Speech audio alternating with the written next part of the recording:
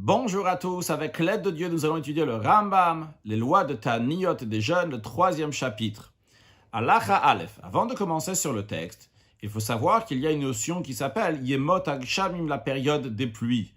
La première pluie, le 3e jour de Marcheshvan, la deuxième pluie, le 7e jour de Marcheshvan, et la troisième pluie, le 17e jour de Marcheshvan. Et sur ce, le Rambam nous dit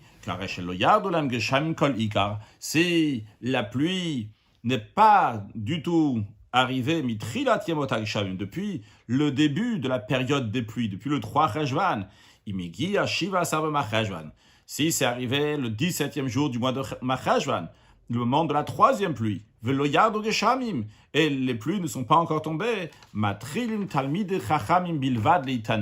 uniquement les Talmid Chachamim, on va traduire par érudits en Torah, donc ils vont commencer à jeûner, uniquement eux jeûnent. Quand est-ce qu'ils jeûnent? Sheini vachamishi vesheini, donc une série de 3 jeûnes qui commencent lundi, le jeudi suivant et le lundi suivant. Et le Ram nous rajoute, bien qu'on a dit Talmid Chachamim, que la définition de Talmid Chachamim est quelqu'un qu'on peut lui demander donc une halakha, un sujet halachique dans tous les domaines, il va savoir répondre. Tandis que les Talmid, pas Talmid des Chachamim, mais Talmid tout court, Talmid c'est quelqu'un donc, qui connaît un certain sujet, le sujet qu'il est en train d'étudier, tu lui demandes une question, il va savoir. Le Rambam nous dit que quand il s'agit de ces jeunes-là, c'est pas seulement les Talmid des Chachamim, Vechola Talmidim, tous les élèves, c'est-à-dire tous ceux qui étudient la Torah, Re'uyim lekar, ils conviennent à faire ces jeûnes. Halacha bet. Non, si après cela, il y a Rosh Chodesh Kislev, c'est arrivé le premier jour du mois de Kislev, donc il vient après Marcheshvan. Velo yardu geshamim, les pluies ne sont pas encore arrivées. Beddin gozim shalosh taniyot ala tzibur.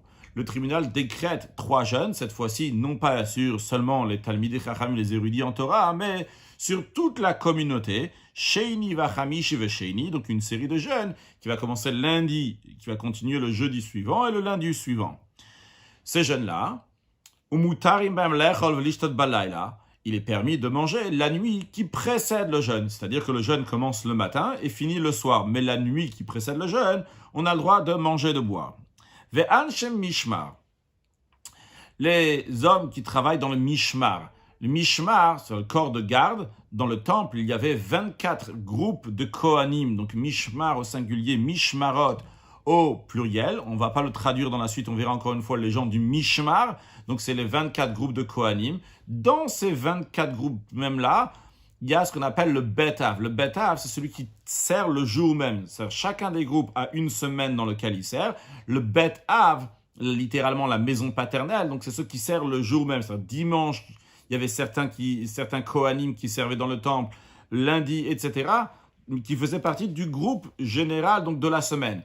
Il faut savoir aussi que bien que c'est le Bet-Av, tel Bet-Av est responsable pour le dimanche, tel Bet-Av pour lundi, etc., mais si ce Bet-Av a beaucoup de travail, eh bien, les gens du Mishmar, donc de ce groupe-là, bien que ce n'est pas leur jour aujourd'hui, mais c'est leur semaine, vont venir pour aider ceux que c'est leur jour aujourd'hui. Continuons sur le texte. Les Anshe Mishmar, donc les gens du Mishmar de la garde, donc des Kohanim qui officiaient dans le temple cette semaine-là, et il y a un jeûne qui a été décrété dans la semaine où ils sont en train d'officier dans le temple. En mitanim même. Les gens du Mishmar ne jeûnent pas avec toute la communauté lundi, jeudi, lundi. Pourquoi? Parce que eux, ils sont occupés à le culte dans le temple. Et tout le peuple vont à la synagogue. Ils rentrent à la synagogue comme on a déjà appris avant. Donc c'est là, dans la 4e partie de la journée, dans le dernier quart de la journée, au mitpalelim, ils prient vezoakim, et ils implorent, mitchanim, ils supplient, derrière sheosim bechol ataniot, comme on fait dans tous les jeûnes, comme nous avons appris dans le premier chapitre. Halacha gimel, avru eilu velonanu. Si ces 3 jeûnes-là, qui étaient pour toute la communauté, sont passés, et Dieu n'a toujours pas répondu, n'a toujours pas envoyé des pluies, beddin gozim shalosh taniot acherot. Le tribunal décrète encore 3 jeûnes, à la tzibur sur la communauté, chamishi vesheni vechamishi, jeudi, lundi et jeudi. Dans certaines versions, le Rambam dit sheni, chamishi, sheni, lundi, jeudi, lundi, mais dans la majorité des manuscrits, il est écrit jeudi, lundi et jeudi. Ubeshalosh shelu, dans ces 3 jeunes-là, ochlim veshotim mi beod yom, il faut manger et boire quand il fait encore jour. C'est-à-dire que ça va être un jeûne comme le jeûne de Kippour, donc qui commence donc, le soir et qui finit le lendemain soir. C'est-à-dire en autre mot, un jeûne de 24-25 heures, non pas un jeûne qui est du matin au soir. Les 3 précédents qui étaient pour toute la communauté étaient du matin au soir. Mais ça, c'est un jeûne qui est de 24 heures, que Moshe Osin Big Tzom Kippour, comme on fait dans le jeûne de Kippour. Dans certaines versions, on parle ici des femmes enceintes, Moubarot ou Menikot. Nous, on va aller d'après la version qu'on en parle plus tard. Ve'anshem Mishmar. Et les Kohanim qui servent, que c'est leur semaine dans le temple à officier, Mitani Mitzatayom. Ils jeûnent une partie de la journée, Velo Mashlimin, mais ils ne complètent pas le jeûne. Le Ram ne dit pas jusqu'à quand. Certains disent ils jeûnent jusqu'à début de l'après-midi. Ve'anshe Betav. Et les gens du Bet Av, donc nous avons dit tout à l'heure, c'est ceux qui officient le jour même dans le temple. Comme le Rav nous explique, c'est ceux qui officient dans le service du temple le jour même, le jour du jeûne. Eux ne jeûnent pas du tout, même pas une partie de la journée. Le Rav nous rajoute encore un point, que tout jeûne qu'on mange uniquement tant qu'il fait encore jour et on s'arrête à la tombée de la nuit, donc comme par exemple le jeûne de Kippour, si il a mangé donc dans la journée et il s'est arrêté de manger, il a décidé, il a une intention de ne plus manger suite à cela, il n'a pas le droit de remanger encore une fois, bien qu'il y a encore du temps jusqu'au jeûne, mais vu que lui, il a fini de manger, il n'avait plus l'intention de manger, eh bien, il n'a plus le droit de manger jusqu'à son jeûne, jusqu'après son jeûne. Halacha dalet. Beshalosh taniyotelu. Dans ces 3 jeûnes-là, donc c'est-à-dire dans cette deuxième série des 3 jeûnes qui est pour toute la communauté, kol ha'am asurim b'asiyat mlacha bayom. Tout le monde n'a pas le droit de travailler le jour du jeûne, ou mutarim balayla, mais ils ont le droit la nuit qui précède le jeûne, bien que la nuit qui précède le jeûne, ils n'ont pas le droit de manger, mais ils ont le droit de travailler la nuit qui précède le jeûne. En réalité, ce n'est pas la nuit qui précède le jeûne, c'est déjà le jeûne, mais en tous les cas, donc c'est... imaginons, donc par exemple, c'est mardi soir à 18h, pas mardi soir, donc c'est dimanche soir à 18h jusqu'à lundi à 6h du matin, on n'a pas le droit de manger, vu que le jeûne, il est depuis dimanche soir 18h jusqu'à lundi à 18h. Mais ils ont le droit quand même de travailler de 18h jusqu'à 6h du matin. Ils n'ont pas le droit de se laver tout le corps avec de l'eau chaude. Mais le visage, les mains et les pieds, moutar, c'est permis de laver. Les fichar, c'est la raison pour laquelle, vu qu'on n'a pas le droit de se laver avec de l'eau chaude, que on ferme les établissements de bain pour pas que les gens vont aller se laver avec de l'eau chaude.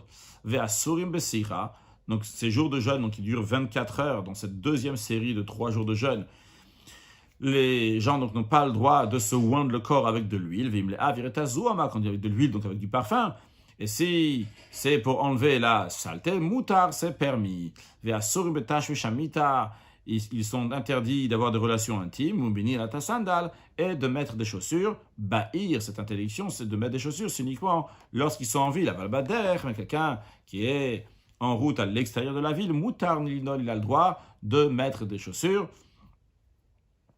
Et dans ces jeunes-là, donc aussi, on prie dans les synagogues, on implore, on supplie à Dieu, qui charataniot comme les autres jeunes. Halachae. Si tous ces jeunes-là sont passés et Dieu n'a pas encore répondu, c'est-à-dire qu'il y a déjà eu les 3 jeunes qui étaient uniquement pour les sages, pour les érudits en Torah, les Talmidei Chachamim. Et après, il y a encore les 3 jeunes que toute la communauté a fait du matin au soir. Et après, encore 3 jeunes que toute la communauté a fait, donc de 24 heures.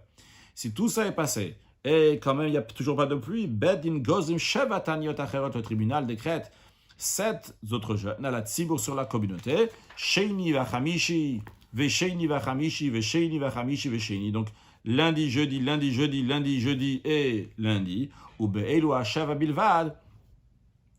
Et uniquement dans ces 7 jeunes-là, ou barot ou minikot mitanot, les femmes enceintes et les femmes qui allaitent vont aussi jeûner ces 7 jeûnes.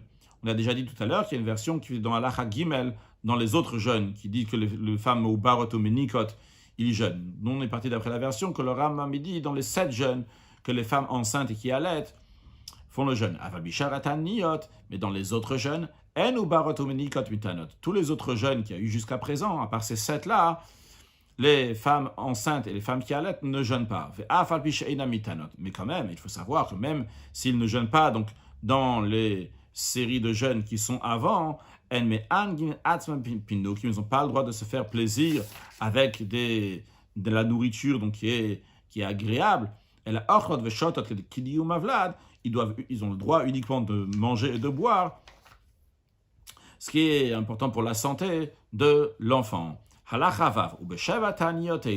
Dans ces 7 jeunes-là, vu qu'ils sont encore plus stricts, même ceux qui, les Kohanim, c'est leur semaine d'officier dans le temple, eh bien, ils vont jeûner et finir le jeûne jusqu'au soir. En revanche, ceux qui servent le jour même, mitanim mitzatayom, ils vont jeûner uniquement une partie de la journée, mais velo mashlimim, eux, ils finiront pas le jeûne. Le Ram nous rajoute que tout ce qu'on a appris qui est interdit dans les 3 du milieu, c'est-à-dire dans les 3 précédents, ce que nous avons appris avant, ils n'ont pas le droit de mettre des chaussures, d'avoir des relations intimes, de se oindre, de se laver, toutes ces choses-là, eh bien, se laver à l'eau chaude, le corps entier. Donc, toutes ces choses-là, asobel ou ashavach, c'est aussi interdit dans les 7 derniers jeûnes. Halacha zayin, viterot elu.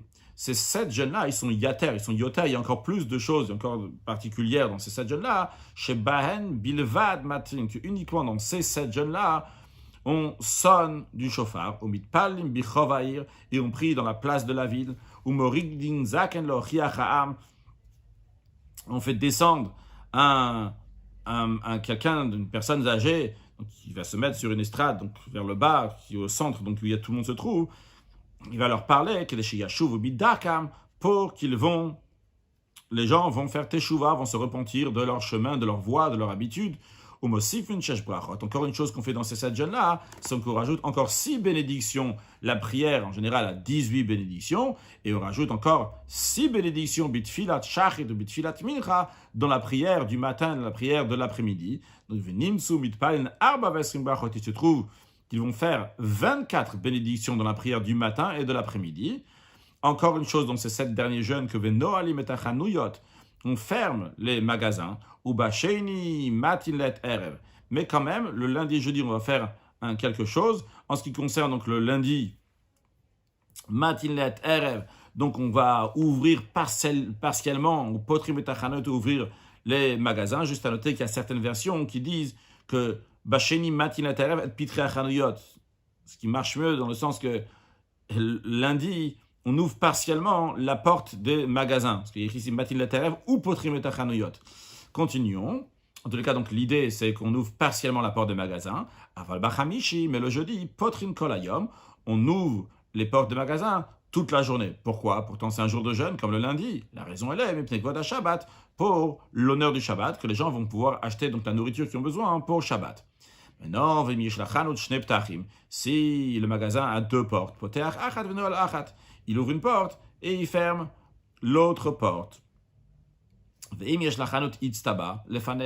si le magasin a une sorte de banc qui est devant le magasin, qui fait qu'on ne rentre pas directement de la rue au magasin, vu qu'il y a un banc qui est devant la porte, ce banc-là en général était devant les magasins pour mettre de la marchandise sur ces bancs-là. Alors dans ces cas-là, Poter que Darko, il peut ouvrir les 2 portes, même normalement, Bachamishi le jeudi, il n'y a pas de quoi craindre, vu que les gens ne rentrent pas directement de la rue au magasin. Il y a donc une certaine barrière, une certaine distance comme ça vers le magasin. Halachachet, avru eilu velonanu. Si tous ces jeunes-là sont passés, ils n'ont pas été répondus, donc il y a les Talmidei Chachami qui ont jeûné 3 fois. Il y a après toute la communauté qui a jeûné 3 fois du matin au soir. Il y a après la communauté qui a jeûné 3 fois pendant 24 heures. Et après, en plus de ça, il y a eu les 7 jeûnes que nous avons vus avec tout ce qui était rajouté pour ces 7 jeûnes-là. Et ils n'ont pas été répondus. Il n'y a toujours pas de pluie. Bien, à ce moment-là, on ne va pas rajouter encore de jeûnes.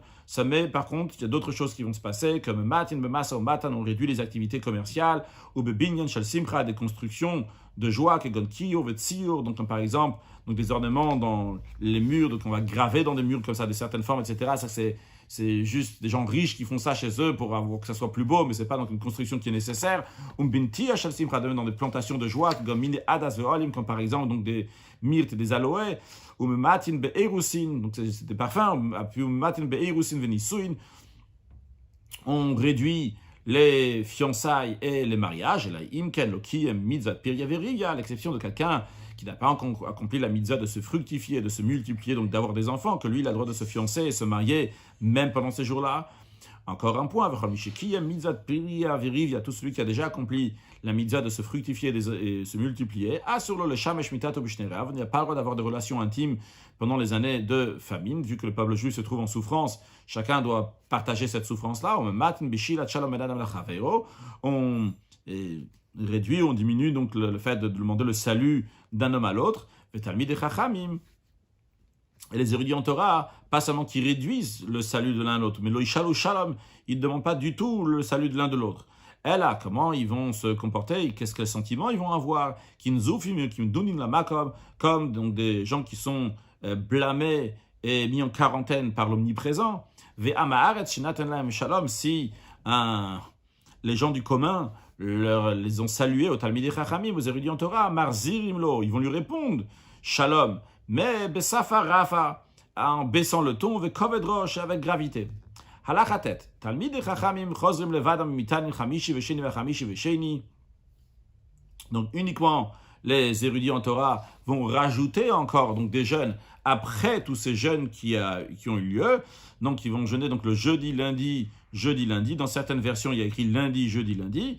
Donc ils vont jeûner Nissan Shel Tkufa jusqu'à que va sortir le Nissan de la Tkufa. Comme on va voir dans la suite de la halakha, c'est quand ce Nissan Shel Tkufa, on va l'expliquer maintenant.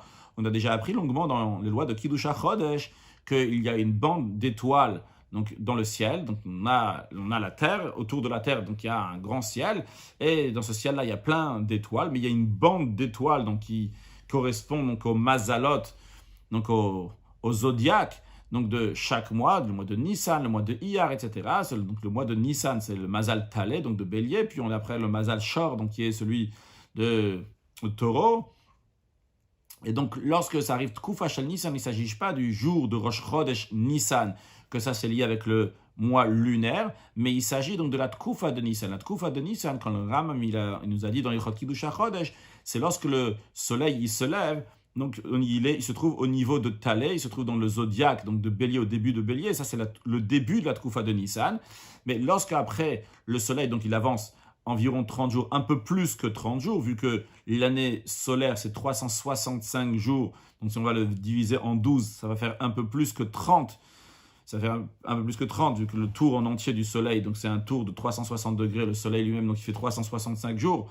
Et 365, encore une fois, si tu le partages en 12, ça ne va pas faire pile, si tu es 12 fois 30, ça fait 360, donc c'est un peu plus qu'un mois, un peu plus que 30 jours. Donc à la fin de ces 30 jours-là, 30 jours et quelques, c'est la fin de Tkufa Shel Nissan, comme le Ram va nous dire dans quelques lignes, c'est lorsque le soleil il arrive donc au prochain Mazal, donc il n'est plus dans Talé, le soleil n'est plus dans Talé, mais le soleil est dans Shor, donc dans Taureau, à ce moment, c'est la fin de la Tkufa de Nissan. Alors, ce qu'on est en train de dire ici, c'est que les Talmidei Chachamim, ils vont jeûner encore une fois jusqu'à que ça sera fini, donc la Tkufa, Yitse Nissan Shel Tkufa. Donc, le Nissan, non pas le Nissan de Rosh, c'est pas que Nissan, le mois de Nissan est fini, c'est pas qu'on a commencé Rosh Chodesh Iyar, le mois qui suit Nissan, mais c'est lorsque le soleil, donc il a passé la Tkufa de Nissan, Avalo Hatzibur. Mais ça, c'est uniquement les érudits en Torah qui font ce jeûne-là, mais on n'impose pas ça sur le Tzibur.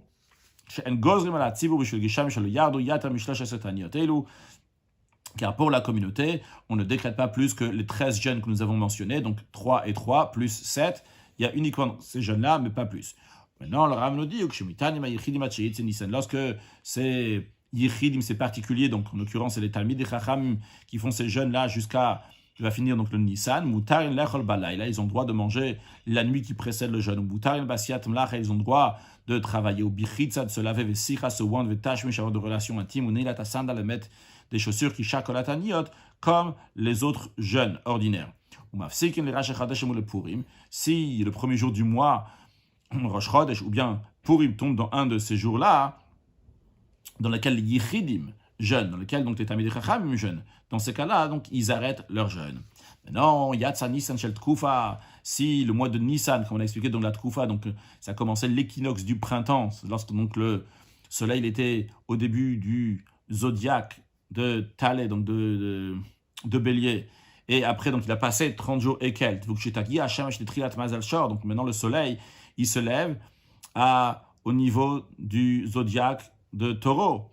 Eh bien, à partir de ce moment-là, En Mitanin, on ne jeûne plus, même les Talmidei Chachamim, El Asiman Klala, parce que les pluies à ce moment-là, c'est uniquement un signe de malédiction, Oil Vluyado Kolik, vu qu'ils ne sont pas tombés la pluie donc depuis le début de l'année, et donc ça ne va pas aider la récolte si ça va tomber maintenant. Halakha Yud.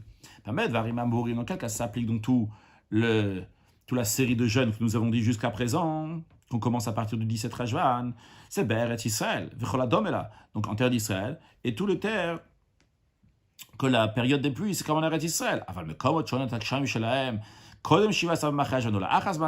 Mais les endroits que la période de pluie sont pas comme Eretz Israël, mais ça peut être avant le mois de Machashvan, ou bien c'est après le mois de Machashvan. Et bien dans ces pays-là, lorsque ça arrive, le moment, c'est-à-dire qu'on a conclu, quand ça s'est fini, la période des pluies en Eretz Israël, ça s'est fini le 17 Machashvan.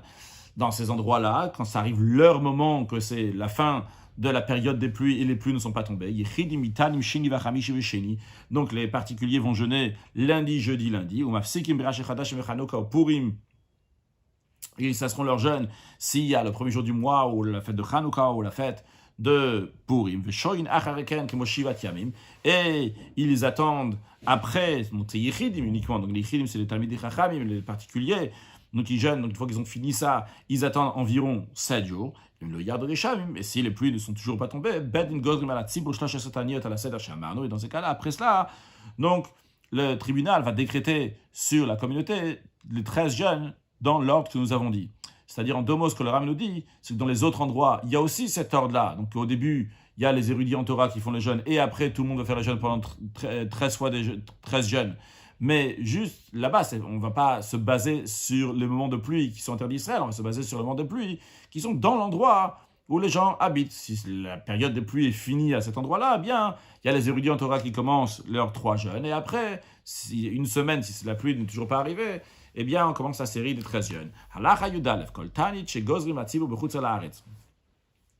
Tout jeûne que le tribunal décrète sur la communauté, donc en diaspora, en dehors d'Eretz Israël, Ochlima Balayla. Toujours, on mange donc la nuit, on a le droit de manger la nuit avant. Vedina kedin sharataniot, et donc en dehors d'Eretz Israël, ces jeûnes-là, c'est comme les autres jeûnes, donc non pas comme le jeûne de Kippour, shen gozrim ala tzibur tanit kemotzam Kippour, car pour décréter sur la communauté un jeûne qui est comme celui de Kippour, donc de 24 heures, et que tout ça est d'autres choses donc sont interdites comme on a vu avant, c'est ela be'eretz Israël bilvat, uniquement en terre d'Israël. Et même ça, quand est-ce qu'on le fait en terre d'Israël? Au Bigala Matar, uniquement s'il y a de la pluie qui n'est pas tombée. Et même ça, donc c'est dans les 10 jeûnes, donc ça veut dire les 10 jeûnes, qu'est-ce que ça représente ces 10 jeûnes-là? Le Ram nous dit, c'est les 7 derniers et les 3 qui étaient avant les 7 derniers. Conclure avec un mot de Chassidut. Dans la Chassidut, c'est expliqué la différence entre le Geshem et le Tal, entre la pluie et la rosée. La pluie, ça représente quelque chose qui vient du bas vers le haut, contrairement au Tal, à la rosée qui vient du haut vers le bas. Pourquoi? La rosée, il y a écrit Tal lomiat, la Gemara, elle dit dans Tanit que la rosée ne s'arrête jamais, elle est toujours là. Ça représente quelque chose qui vient d'en haut, qui vient d'Akadosh Baruch Hu, et qu'Akadosh Baruch Hu est inchangeable, donc c'est quelque chose qui est toujours là. En revanche, le Geshem, les pluies, comme il y a écrit dans le livre de Bereshit, dans Parashat Bereshit, ve'ed yalem min haaretz, qu'il y a la vapeur, il y a donc ça vient de la terre. Donc de la terre, il y a l'eau qui va monter, qui va faire des nuages, et qu'après, donc il va y avoir de la pluie. Ça représente donc un travail qui est du bas vers le haut. Et ça, c'est quelque chose dans lequel il peut y avoir des changements. Et d'ailleurs, dans Chassidut, c'est expliqué, c'est la différence entre le mois de Tishri jusqu'à Nissan, et de Nissan jusqu'à Tishri, jusqu'à Tishri, jusqu'à Elul, dans tous les cas. Donc l'idée, c'est que il y a un travail du bas vers le haut. À Tishri, il y a le Tav, le Shin, le Resh, on va du bas vers le haut, on fait Tchouva, on se rapproche d'Akadosh Baruch Hu. Tous les mois de l'hiver, c'est la période de Geshami, c'est la période des pluies, donc dans lequel il y a des efforts à fournir pour servir Akadosh Baruch Hu.